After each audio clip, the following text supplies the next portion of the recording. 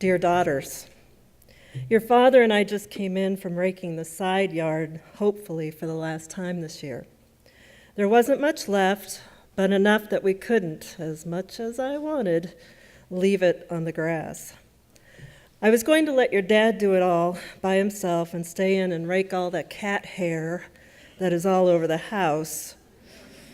But the weather was nice enough, and well, you know how much better tasks like this are with help. As we were heading down to the street with the leaves, I couldn't help but think back to all those years we have raked here and all the times that we have done it together. But we raked all the leaves straight down to the road today. No blue tarp full of leaves and one or two small children. And once in the road, the leaves just sat there as if they, too, were waiting for a small face to peek out from underneath them. I miss you. Even youngest child is away today at her work of being a debater on the school team. Raking the leaves is not the same without you and without the drama of someone being unhappy that they have the bad rake. Or someone faking a hamstring injury. Or everyone starving, or dying of a thirst that can only be quenched by hot chocolate. But what I really wanted to tell you today, what I was really thinking about as I was raking those leaves, is how I remember all that drama fondly now. And I can, because I see who you have become, a picture that wasn't always clear when we couldn't get everyone outside at the same time without some sort of histrionics, my own included. I see who you are now, and more clearly, I see who your father and I are now. I sent your dad out to do the raking himself, but realized that just isn't going to cut it anymore. Because I went out and helped him, the two of us are now inside drinking coffee and doing chores. Because I went out and helped him, it got done in an hour, and during that hour, I was able to rake and reminisce and wonder at who we all are now and how we got here. That I had doubts about us being right here, right now, should come as no surprise. We have had ups and we have had downs. Us parents with you kids, and us parents with each other. It hasn't been a particularly easy road, but neither has it been all that bad. Even in the drama days of raking the yard as a family, there were the peals of laughter emanating from the tarp full of leaves. I remember a rake sword fight too, but that memory is a little distant.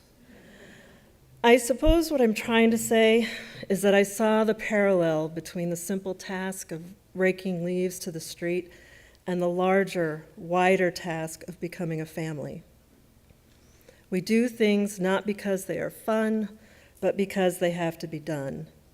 And then, in the midst of them, we have some fun, and then we have accomplishment. Today I see the accomplishment of our lifetime together and the promises of the future built on that accomplishment. But more than that, I see that we have fun in it. We have had fun in all of it. Even when we do our tag team telling of our cross-country road trip to Portland, emphasizing the drama and the petulance, that we still have fun in the telling of it. It's the story we have of fallen timber and a full moon and a child who wouldn't get out of the car. It is the story of the gas station dinner in a town that closed up 5 minutes before we arrived. We have more stories to share, more memories to make, more holiday meals to ruin and resurrect. But it is nice to be in this moment when, still sweaty from raking in the November sun, I can see who you were and who you are and it gives me glimpses of who you will become, who we will become as we age as a family. Dear daughters, I'm so proud of you and so grateful to have you in my life and the lessons I continue to learn from being your mother and from being your father's partner. I think about how, when I was your ages, I didn't want to ever marry or have children. As I raked, cursing at the leaves and at my own guilt that propelled me out to help your father, I was over... All right, I'll give you that one. I was overrun with the beauty of our simple, simple life. Is it the life I dreamed of when I was your ages? Not hardly. But that life I dreamed of? It sparkled and shined and had edges I would have cut myself on.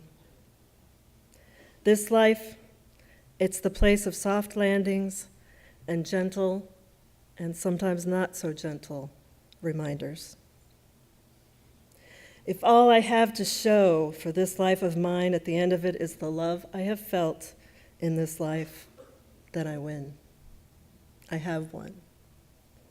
And my dearest, darlingest daughters, that's the dream I dream for you at the end of it all.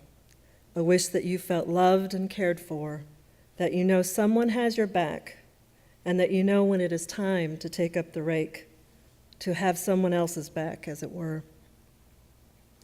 Thank you for the love and for the lessons and for just generally being. All my love, Mom.